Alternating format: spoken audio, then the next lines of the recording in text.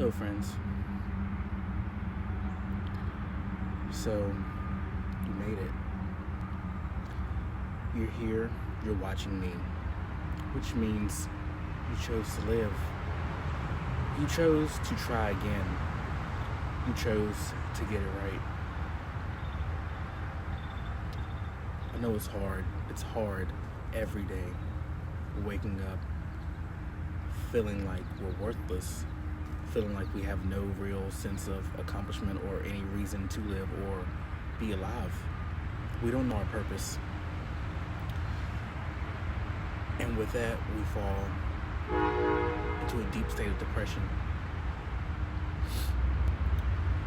And with that, here's how we're going to talk about battling depression, anxiety, and even suicide. But most importantly, we're going to learn how to self-love today. And that's what this video is about today. For all of those who have been tuning in to me, watching, liking, commenting, subscribing, sharing, it's greatly appreciated. It's been an incredible journey. It's been very different, and I, for one, am very proud of what I've accomplished so far. And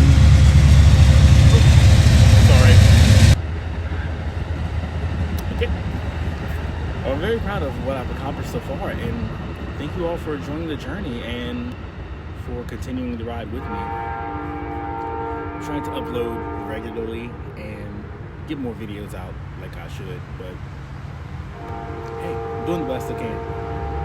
But yes, let's jump into this. We have quite a bit to unlock and quite a bit to talk about. We all battle, we all fight, we all have our personal demons. I have mine, you have yours. But I have a question for you. How do you overcome your demons? How do you fight back? How do you say enough is enough and you just don't deal with it anymore? When is the proper time to fold? And when is the proper time to fight? There's only one right answer. Always fight, never fold. And we do that. I've done that, and I'm sure you have done that too as well as you're watching this video. And I'm here to tell you that enough is enough of that. It's time to snap forward. It's time to stop feeling sorry for ourselves and stop letting the world beat us down, because we know better. We should all know our worth. We should all know where we stand. We should all know our purpose. It's hard finding your purpose in life and exactly what you're supposed to do. But that's the thrill of life, isn't it? The not knowing, unbeknownst to whatever else is left out here in this world for us, of whatever is left of this world, with everything that's going on. But during these trying times, a lot of people, especially me, have fallen into a very deep, deep depression. A lot of people are battling anxiety, suicide, and it's not okay. I'm here to tell you, there's always someone. I'm here if anyone ever needs to reach out and talk. You're not alone, and I need you to realize that you're better than that. You're better than suicide. Don't make a permanent solution to a temporary problem. And exactly why do I say that? A permanent solution to a temporary problem. It's quite simple. The easy way out in our minds is to easily kill ourselves or self-harm. That's the easy way out. But you don't have to do that. Bad times don't last forever. Yeah, I know. Cliche as it sounds. It took me a while to learn that. I'm still learning that. But I want this video to be able to touch someone else so that someone else realizes that there is more to life than what it offers you at this current time. We just have to figure out what it is and how we go about it. And if that means we have to isolate ourselves or cut off people, then so be it. What is it that drives you to live? For me, I want a sense of accomplishment. Not so much as get out here and become famous in the world, become some, you know, rich and wealthy person. That's not my goal in life. That's never been my goal. My goal in life is to find that purpose, to find whatever my true calling really is, and to go after it, chase that dream. And that's really all I really want. I want to make sure that when I leave this earth, my name is left with some weight behind it. All good, of course, nothing bad. I want to feel like I did my part in society. I want to feel accomplished before I leave this earth. And that could be with anything. I mean, whether it's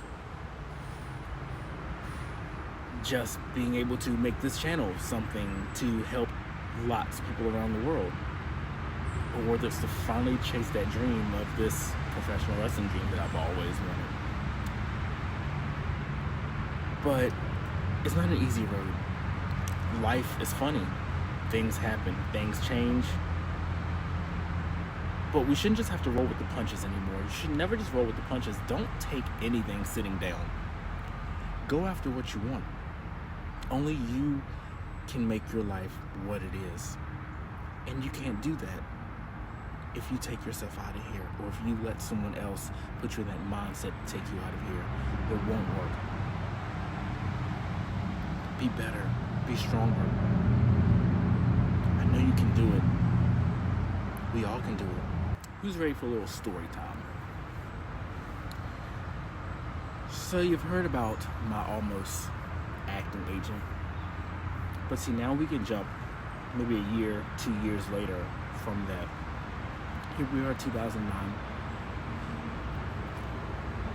One of the worst years of my life, I can actually say. I mean, I moved out, maybe not at the best time of my life. Maybe it wasn't around the right people. The job at the time, it was what it was. But it wasn't who I was. And during that time of my life, I did a lot of things that I'm not very proud of. But I also found out through that time what exactly anxiety and depression really is. And that year, I fell into very deep depression. And it almost took me out of here. I did fall into a bit of depression. It was the first time I've ever had anything to do with self-harm. It wasn't a fun time. I was very stressed out, very just down on my luck. I actually ended up becoming bulimic during that time. Didn't like my weight, didn't like the way I looked, even though I was very, very tiny. It wasn't a great time. It was hurtful. A lot of the things happening weren't okay. And I'm only sharing this with you because I want to be very vulnerable, very open, and very honest when it comes to my videos. And I'm okay with talking about it now because it was so many years ago, but it never gets easier. So yeah, I ended up with my bulimia disorder, and honestly, it's the worst thing ever. Being constantly ridiculed, judged, not feeling I'm enough, and just stressed. Like I said, a lot of bad decisions came out of 2009. And the worst part is being trapped in the middle of a relationship that really had nothing to do with me. And to hear the lies and rumors spread after it all, I wanted out. And self-harm was my outlet, was the way to go, along with throwing up everything that I ate. My body was so used to it that literally in the mornings I would have to go straight to the bathroom to feel like I had to vomit. But instead it was a lot of it's dry heaving, and it was to the point where I wasn't even throwing up any bodily fluids. It was blood. And it almost killed me. I lost a significant amount of weight to where if you saw me, you would think that I was on drugs. That wasn't the case. The first time I'd ever went home, I looked at my grandma. She looked at me. It wasn't a hello. It was, you look like a crackhead. And that shed a different light on me for someone that is my backbone, to point out that I looked dead. I didn't look like me, because I had had the countless nights of falling asleep crying, to trying to cut myself, from planning out how I wanted to take myself out. It got that bad. And it's not okay. And I had to learn how to snap out of that. And it was not easy. It was not an easy job at all.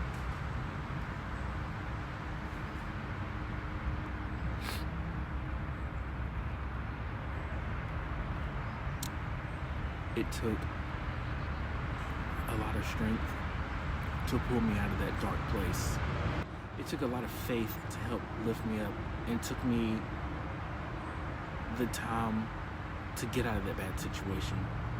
That only happened because of the fact that I no longer was at that job. I no longer dealt with those people. I had to work on me. I had to heal me. The bulimia thing still kicked in even after I had finally got back home. And it was hard. Even now, to this day, I battle with my weight, because I always have that fear of getting to the point where it's uncontrollable, and I don't want that. If I don't look right in a certain shirt, or a certain pair of jeans don't fit right, I'm now concerned. And that's something that I still deal with every day, and it happens, it's every day. I've relapsed twice with my bulimia. Most recently, honestly, last year. It only happens when I hit these big, deep depression bubbles. That's what we're gonna call them. We call them depression bubbles. And it took me some time to fight out of that. It took me finding things that I love and talking to the right people to help me get through it. But even to this day, I still hide the fact that that was even something that was part of my life. But now it's open knowledge because I'm sharing it with you. And something inside of my head one day just clicked and said, what are you doing? You're going to die. Is that what you want? What have you accomplished? What have you done with your life? Nothing. And I had to make a change, and I knew I had to make a change. I had to get out of that despair that I was in. Stop wallowing in sadness. And I did. I fought out of it. As I said, I still fight the disorder today, but I never fully go through with it. It's always really there in the back of my mind. But I can honestly sit here today and tell you that I'm okay. And I know you can be okay too. Because that was my first taste of anxiety and depression, but I was in denial. I was that person that was like, that could never happen to me. Nah, it's in your head. It's okay. You know, you're fine. Yeah. Come find out later down the line in life, it's not how things work. It got worse. Even so now, I battle every day. every day, and it's hard. It's so hard. Some days I don't even want to get out of the bed. But when I know I have a purpose and I have something to do, I get up and I deal with it. And it's made me a very stronger person. I've battled with suicide twice. Actually, 3 times now. 3 times. 2 within the last 2 years. This goes back, that ties into a little bit of my last video of being that superhero friend to other people, and it drove me insane.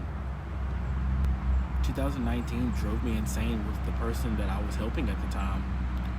With all of that building up, everything I did for this person with no appreciation, and the other person that he had with him that I helped at the time, and the job shutting down in between, and just not making the money that I needed, it drove me insane.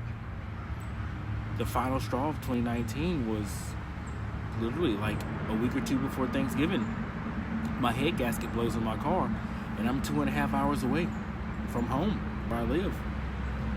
Phone service was not on, so there was no one I could call. So I'm just on the side of the road in the cold. No one stopping. It's raining. And that was my last straw. That day when that happened, I sat there and I cried. I cried for a very long time and decided that the next tractor trailer that was going to come down that highway, I was going to step right in front of it.